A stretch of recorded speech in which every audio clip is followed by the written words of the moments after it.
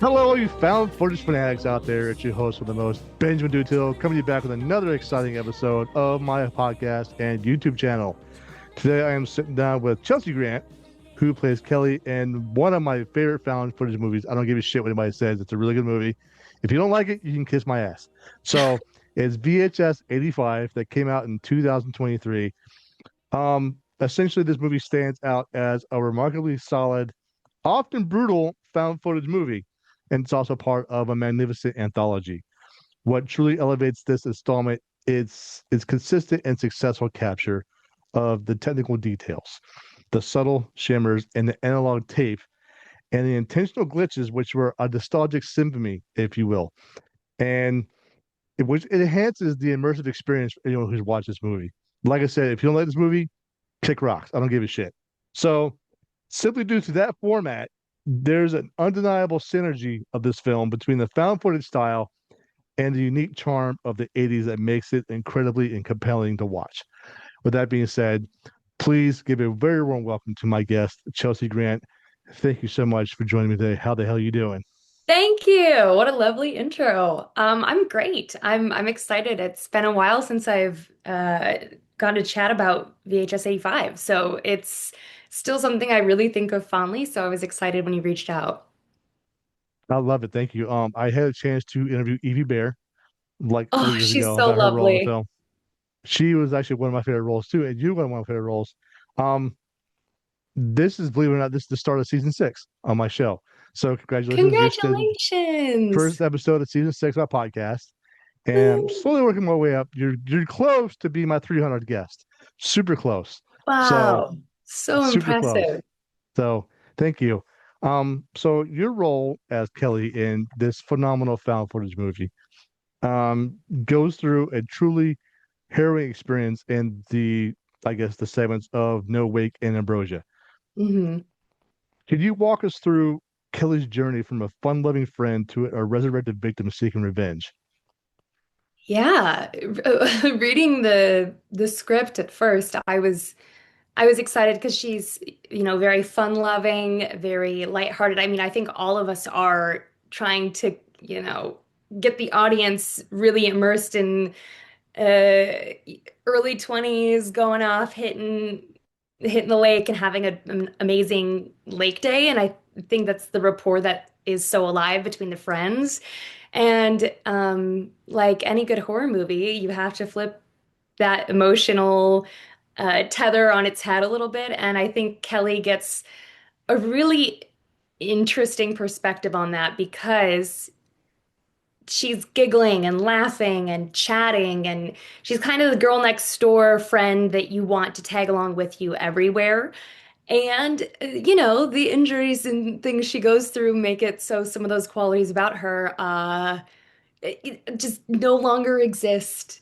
So living, I think, without her capability of communication in the way that she's so excitable and playful and things like that, that was a fun thing to read, but also you're like, oh, poor Kelly.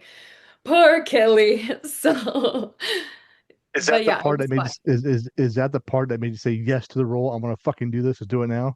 I love the horror genre.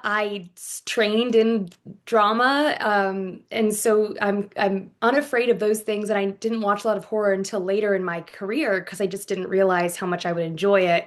And to think of that journey that Kelly has to go through, I mean, I was first of all, I mean, starting at page one, you think like, how on earth am I going to do it? But when you have a director like Mike P. Nelson, when you have a SFX team that is as phenomenal as they are, when you have a stunt team as supportive as they are, you can't help but just be completely immersed. And also just being on a lake, and for the most part, when you look around, there's just the environment you're in.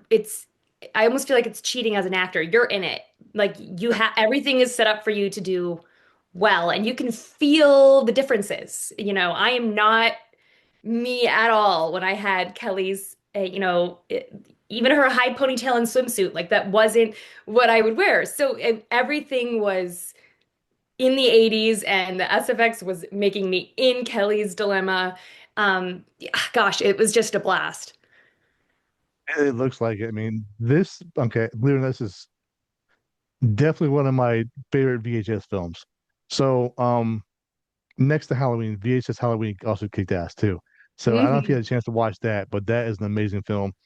And for me, it's like these two are like neck and neck for first place for VHS anthology. So Oh, it's that's just lovely. Yeah, because I mean, I loved studying up. I hadn't seen any of them when I first got asked to audition. I hadn't delved into that world yet. So I was binging a lot of them. And yeah, VHS Halloween is also very, very good. okay. So was there a specific moment in the scripts for the no wake segment that you found most challenging to connect with emotionally, and how did you prepare for it? Oh, emotionally, that's hilarious. Because if you didn't say that, I have the answer immediately, but it was a physical challenge.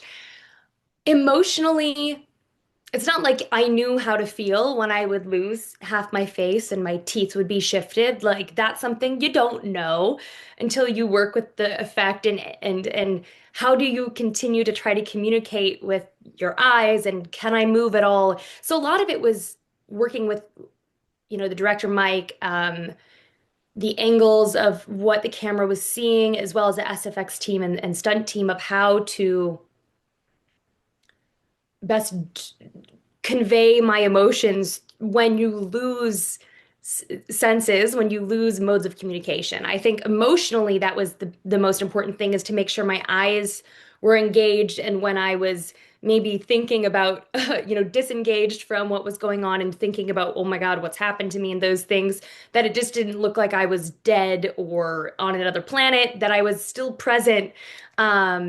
But I didn't have my voice, and a big part of your emoting space is here down, and I had that, but you don't get to manipulate it in the way that you do when you're normally going through your day to day.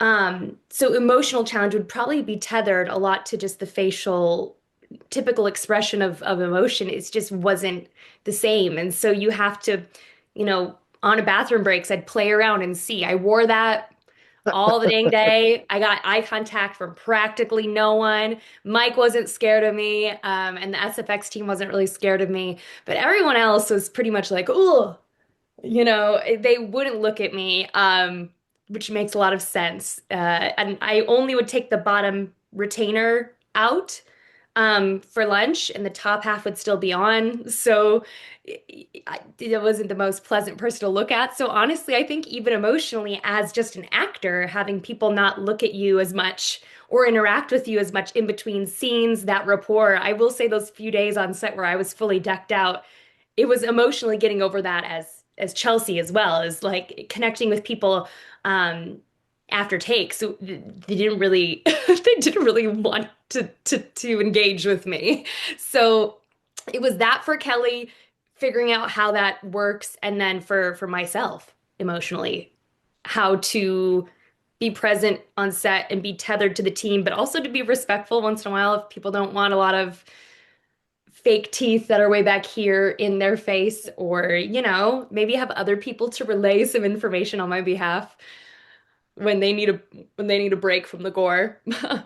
So that's the exact same reaction I had when I saw your dog. I'm like, oh God, what the fuck? I mean, I had to pause the movie for a second and gather myself because usually I don't get scared about that kind of stuff, but or any I usually don't react to it. People think I'm a psychopath for not reacting to it sometimes. But you know how it is. It's just like If you consume so much, and I appreciate the art of it, and because before that freaked me out. I'm a jumpy person. Horror movies weren't my thing, and then now getting to work on them, I try to tell myself of wow, I'm interested in how that worked, and asking the team and seeing it now. But yeah, even me, I knew exactly what was going to happen. Seeing the first screening with the whole team was still like, ugh, it's really brutal, and the rip nature of it, the timing, it just it's really visceral. So you're not the only one who typically can do pretty well with those things, and also just had to take a second to come back. I don't know if anyone's told you this about the movie, but from an audience perspective, is that watching this movie, I can say that the acting was well done. I mean, everyone performed phenomenally. So, I mean, even especially you and your role being in that role is paramount. I'm not gonna lie, because even the special effects, the makeup, Jesus Christ, dude, top notch. I mean, Oh, like top thank tier. you. So, Thanks. just That to means a be lot in, because that stuff is so something as an actor you can if you like that stuff, which I do, you get so excited about experimenting with, but then there's another layer of this is really unfamiliar. I've never had this on before and had to emote and be so immersed in this scenario. Um, when you have little bits and pieces and bobs, it's one thing, but when it's a huge change like that, it's wasn't quite a creature I was playing, but it felt like a variation of a creature of Kelly that I had to still do emotional justice for. So I do appreciate it. The team was a blast, and I just think they're phenomenally. Eva especially is just so talented. So yeah, we don't take that reaction lightly from people. We're super gracious. So well, pat yourself on the back or give yourself a high five or something because you've earned it. So it's just so was there okay, I already asked that question. Sorry, I lost place. Um, this being a found footage film, how does the style of filmmaking change your approach as an actor compared to a more traditional narrative film? um I've done a handful of found footage now, and I really do enjoy working in that medium. Uh, there's something I don't even know if I've been able to ever articulate it well when people have asked me variations of this question, but there's something somehow extra immersive about it. Um, when you're recognizing that there's a character behind the camera, they're just a part of it. People sometimes act decently normal in front of a camera and knowing it's there. Some people are a little bit hammy to the camera. Some people play around with the person behind it. You have a relationship with the camera as well, and it goes beyond a technical thing of, what angle and how are they getting too much of me or too little of me, and this time, because it's a character, I think you're widening the place in which you're playing around with. And so, I mean, Nick, our DP is phenomenal, and because of the gritty nature of being in 1985, it has such beautiful character to it as well with the grain and when it's falling on the boat and the glitches that it has. So because I've been in a few found footage features at this point, how do I play it, any different? It's normally just like diving into the script, really linking together with the other actors and the team, and just trying, like any movie, to be as in the environment as possible, but in this world, letting the camera in as a character. And I love Alex, who is our camera guy actor, and I've worked with him before. And so having him right by Nick, our cinematographer's side, and getting his eyes and being able to work one on like almost scene partners in a way when you do give your eyes towards the lens, it's a pretty special thing because normally I'm based in stage training, so normally it took me about a decade ago when I switched to more on camera. I was so scared of looking at the lens, I'd whip my face away and do kind of silly things. And now that I've relaxed a bit more, it's been fun to play back around with that being a full-on character in any found footage. Right answer. I love it. So, so speaking of 1985, how did the 80s setting? I mean, we all seen it. It's this movie is excellent when grabbing the essence of the 80s. I'm an 80s baby. So I'm like going back in time with Dot Brown and Marty McFly and all this bullshit and just like I'm like reliving my whole childhood here and Hell watching this yeah. movie. And I'm thinking, why did people dress like that? What the hell were they be thinking? I mean, it's just I so love it.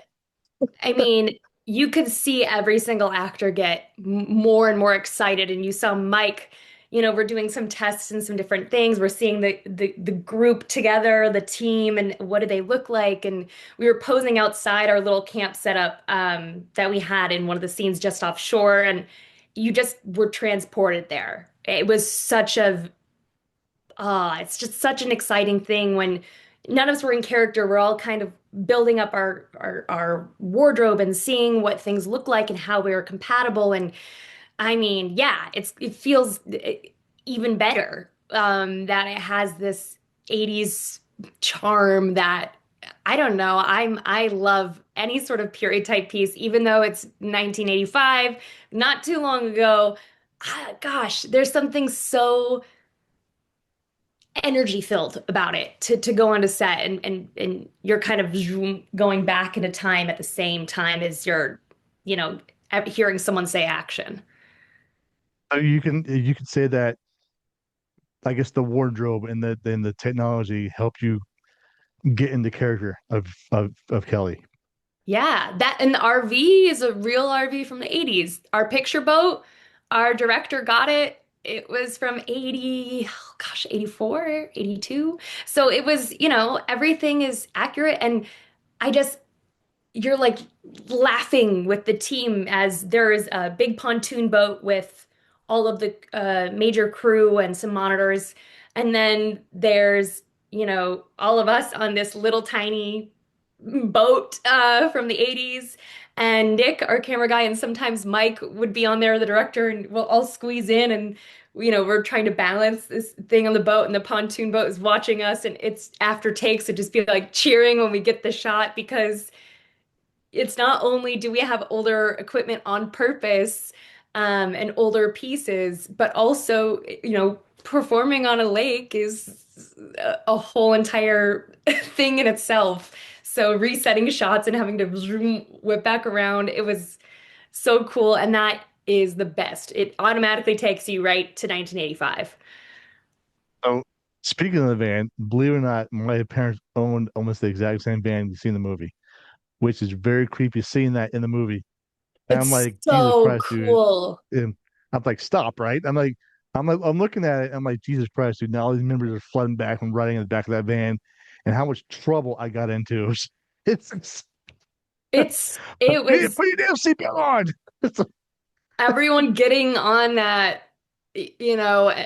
and especially when, the whole crew would pop off and it would just be us.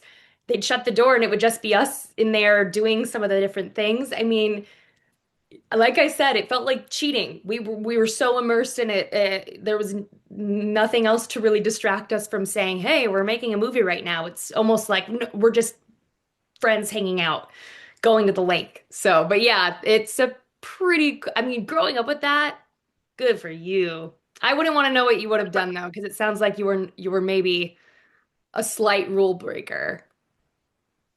quite is an understatement. So Oh, so so I want to talk about the brutal violence of this movie. I mean, especially in your segment. I mean, it just starts off with so much.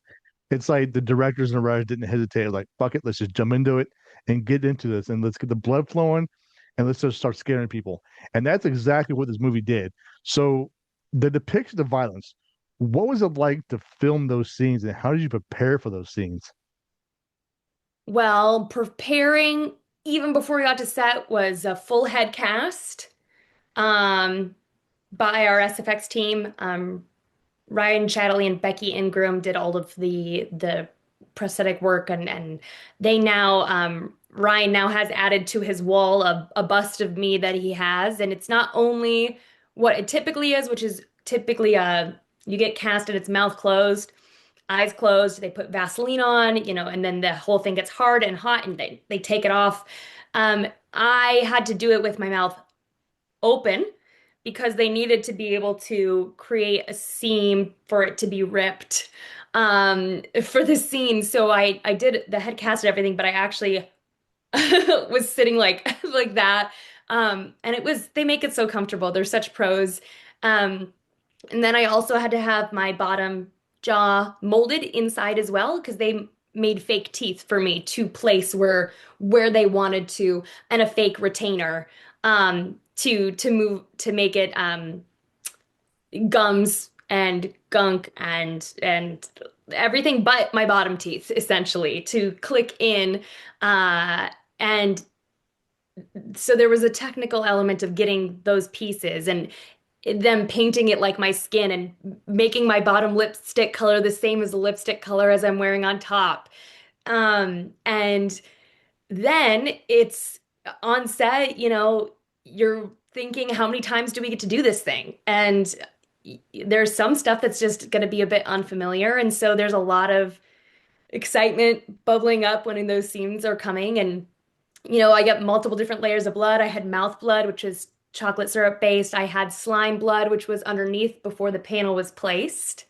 And then they had a fishing line attached to one end of wherever I was shot. So then when I turned this way, one of our stunt guys, God bless him, was in the water, freezing like this, and then waiting for the turn, snap, and he would rip the thing. And then the facial piece would actually just flop into the water outside of the boat.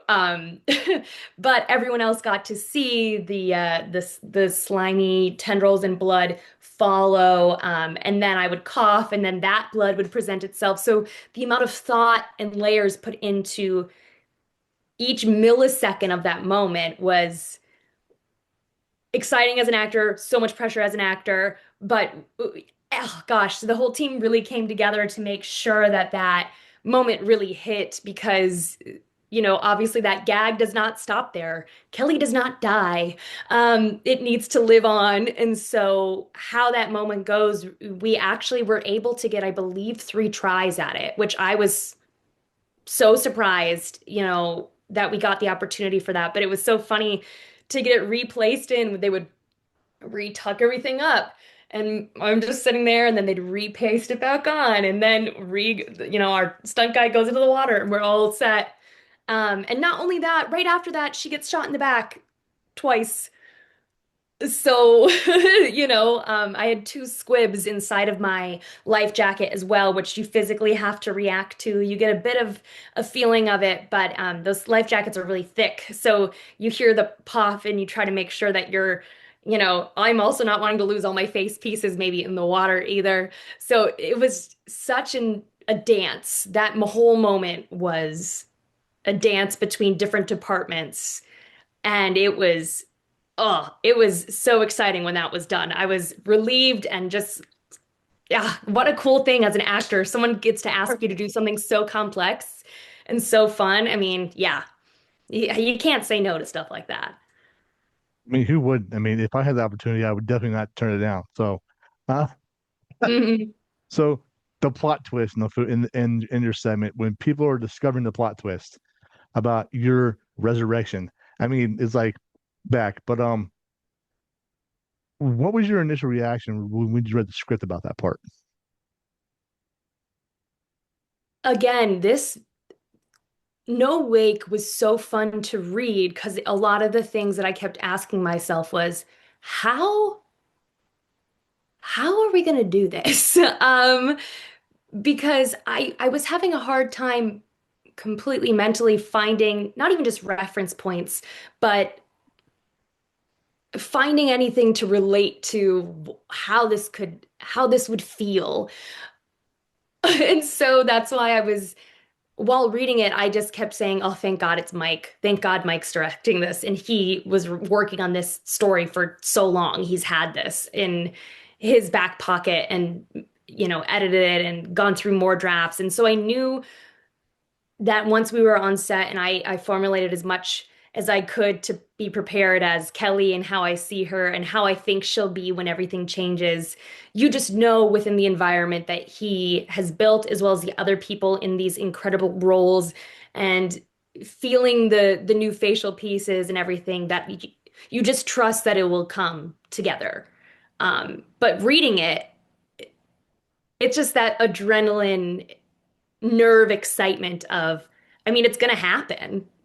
Yeah, So it's more so yeah. you're excited to figure out, I'm not quite sure how yet, but I'm going to work my butt off to make sure I'm prepared. So then when it hits, that I'll be ready. Oh my goodness. So Yeah, I also love the plot twist when you guys go back to Eve's house and start squirting with the water guns. And I'm thinking, karma, bitch. Yep. And that little kid is Mike P. Nelson's son. Really It's nice. our director's kid, and his name is Murray. He's a sweetheart. He was at the little cast and crew get together after it stopped and everything too. And I think he was so great. He's actually such a sweetheart. He probably would not be hitting anyone with a squirt gun. He's really so sweet. And when I found that out, I was elated. I work with kids a lot in acting, and I work as a child motivator as well as an actor, and so I end up on set with kids a lot. And so when I found out that his kid was, Murray's on set, he's a huge crux of both of the segments, which I think is so clever, being able to bring those over. I wasn't there for Ambrosia. They just have, the van trucking by being like, oh, the plots have now connected. So I was really motivated with the rest of the team to be able to see how that came together once it premiered. Well, I like I say is like karma is a motherfucker, so don't fuck with karma. And Nope. is that's why I try to be the nicest person I can in the world. Right. Well, also, you know, she is just the badass of the group that will not let her friends go down the way that, Miss Evie's character wants her to go down. And she's such a phenomenal scene partner, and her dark red hair, and she's going in, and it's like, she's just at the end of no wake, just that glimmer in her eye and a little bit of an unhinged nature that she has. Something is about to happen, and it can't be over, which is why I love that we got the opportunity to do Ambrosia as well. Oh, my next question is the revenge part of the movie when they're getting back with the group of people who did the Evie. Really, God, such a talented actress. Um, what was do you think that revenge, do you think it was more like a moment of triumph or tragedy? Well, I think it's a matter of perspective, right? If you're maybe not a horror enthusiast like us, you'd probably just say tragedy. How awful. Um, How if dare you you? what? If you were on the side of horror lovers and storytellers and intrigue of how people react to crazy life scenarios that, this has never been in the news.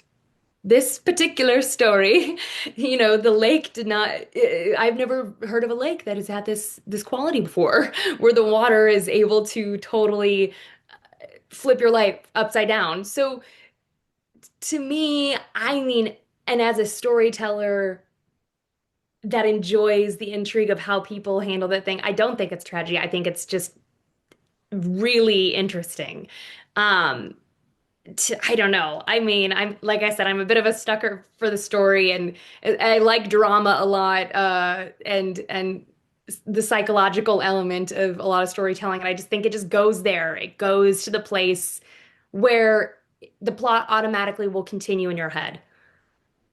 Like, how Oh, does she yeah. survive in jail? What is she doing? Is she trying to get out every day? Like, how is she handling and coping? And how are the young 20s, lake crew, how are they handling it? Like, it's intriguing to me. Well, for me, it was a moment of triumph. Just saying. I mean, I don't care what anyone says. So, Triumph. A great revenge so, story. yeah, revenge is best served cold. So, as I see it, so what are some of your favorite horror movies like, and did any of them influence your performance in VHS 85? Well, man, because I trained in kind of Greek, Shakespeare, the classics drama, anytime I get into any sort of movie where, especially in horror, where I just know that this has been something that's been more involved in the last 5, 6 years of my life that I study up. I have some movies I like to watch. I think, well, watching a lot of the VHS series and being familiar with something I had never known was so intriguing to me. My personal favorite segment was Storm Drain. Is I love Storm Drain. Ratma in is it this VHS 2? I don't know, but I did interview the actress in that segment as well. So, So yeah. good. It's so unnerving. So I watched all of those, Pure Daylight, Notebook out. Not gonna watch those at night. I was I was studying as an actor, not trying to scare myself to not sleep. And then I mean, I just because of the found footage nature of it, I love soaking in a handful of found footage, different things, whether or not they are going to be exact genre or decade or anything like that. So, Blair Witch, which I've will rewatch anytime I do a found footage. And then Creep 2, just popping in a few of those things of different perspective of how people manage and handle having a camera as another actor. Uh, and just to retouch base with those, not for mimicry, but just understanding environment. Things are going to feel a little bit different than, let's say, a typical drama, a comedy, or a commercial set. The camera is a person, so it's that type of work. So here's a fun fact. While interviewing the person who was in that segment, I can't remember her name for the life of me. I feel bad now. Um, Well, it's she okay. said I that think you said you're almost at 300 episodes, yeah. so that's a lot of information to So retain. she told me that that sewer set was built in a hotel lobby. So yeah, believe it or not, I was like, what? That's So yeah, so cool. said the whole drainage system was set up by a bunch of technicians and sewer experts and stuff like that. Drain, yeah, it was nuts. I'm like, and then I looked up online on YouTube. I think there's a video on YouTube showing them building the set, which is in a hotel lobby. And I was like, that's just fucking amazing.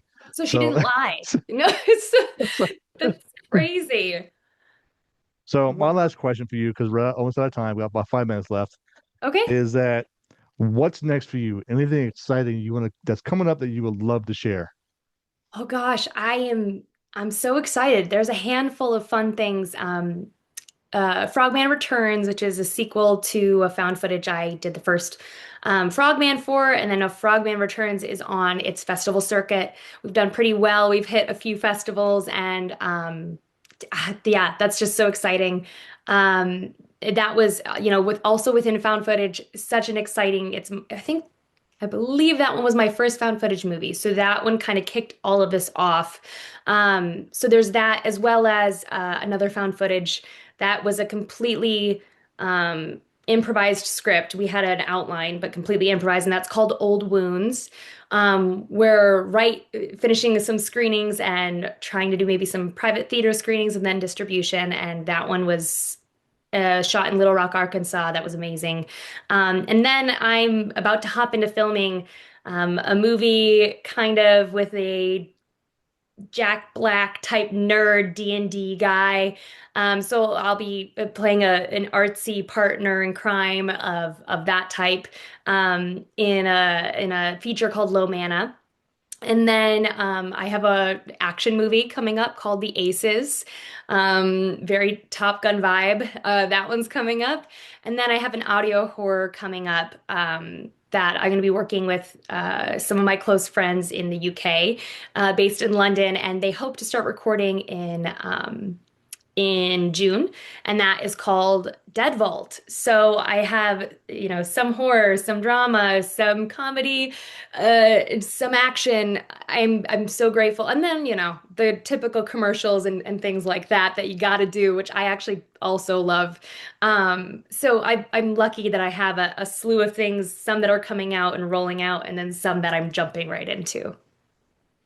Wow, you sound extremely busy, and I'm so happy for you. Oh, So, thank you. I so mean, actors are going through it. If anything, we just know how to keep auditioning, even when you're busy. You're just trying to make sure that you're keeping that way. I feel very, very fortunate to have worked with the people I have, and it's truly an honor to be able to apply and audition for anything, because that just means people are making stories. So that's an exciting thing to hear, especially because arts always are like this. And so when you're auditioning, to me, I feel good.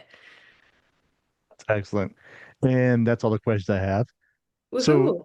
thank you so much for joining me this evening. I really do appreciate you taking the time out. It's been an honor and a pleasure talking to you about your role in one of my favorite found footage movies, Well, which it's is an still honor to streaming, have by you the way. ask all these lovely questions. You can tell you're a fan and you're not. See, I bet you if you were on set, you wouldn't have been afraid to look at me.